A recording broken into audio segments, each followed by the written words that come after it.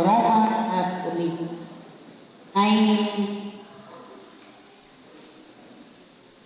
Ang si Senyor San Andres, isa siyang santo na ginawang patron dito sa bayan ng San Andres, kung kaya tinawag itong San Andres.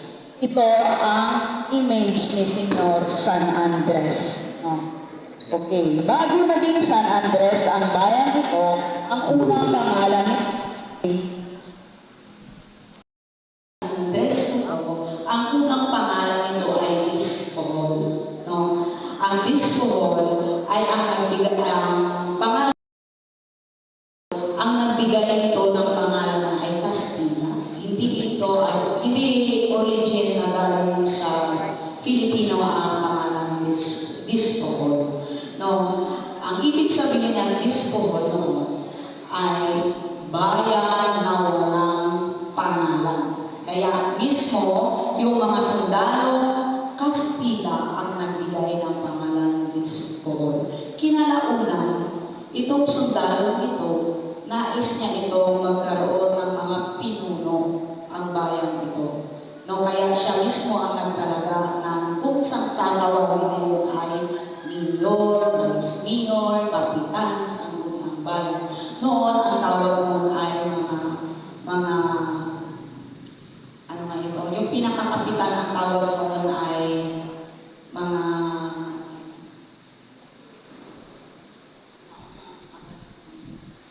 basta noon ay wala talaga mga leader pa ang ano ito. Kumbaga, namumuhay lang sila ng ayaw gusto nila.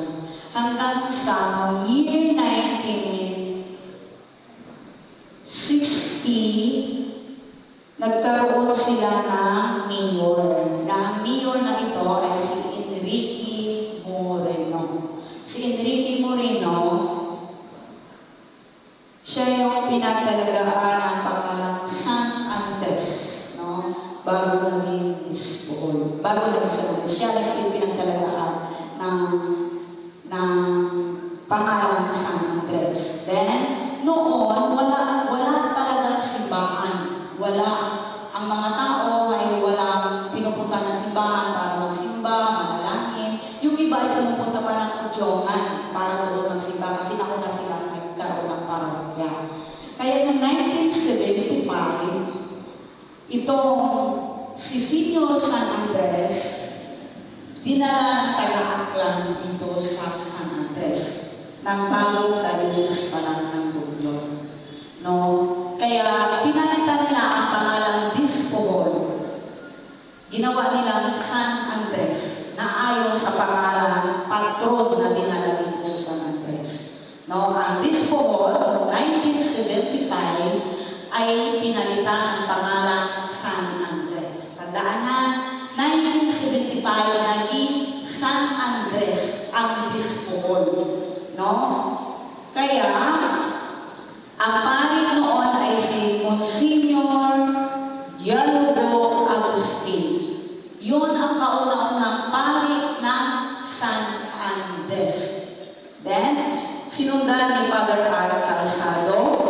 Then, sinundan ni Father Nestor Watin. Si Father Nestor Watin, siya ang nagpatayo ng simbahan ito, 1988. Yun, ito na.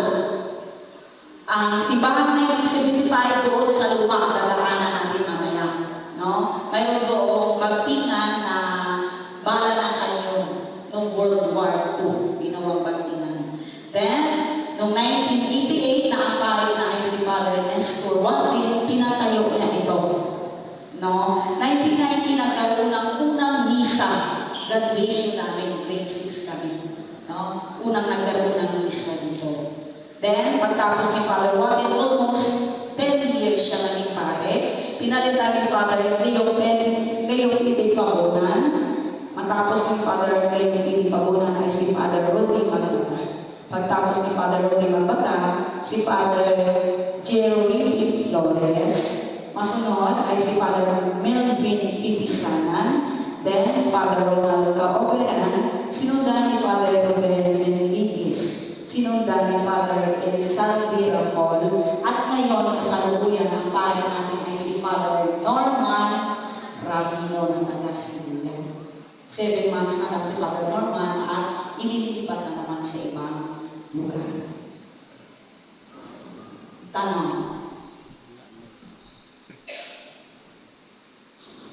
Sa May 30, isi-celebrate na ng Catholic ang 50th anniversary ni Senyor San Andres. 50 years na ang bayan ito ay naging San Andres. Dahil May 30 na dinala si Senyor San Andres sa bayan ng San Andres at 50th anniversary na ang ating bayan ng San Andres. Tanong. Wala kayong mga tanong? Malinaw po ba? Okay. Kung kailangan nyo ng tubig, may tubig po tayo sa gabi. Kung kailangan ng CR, mayroon tayong CR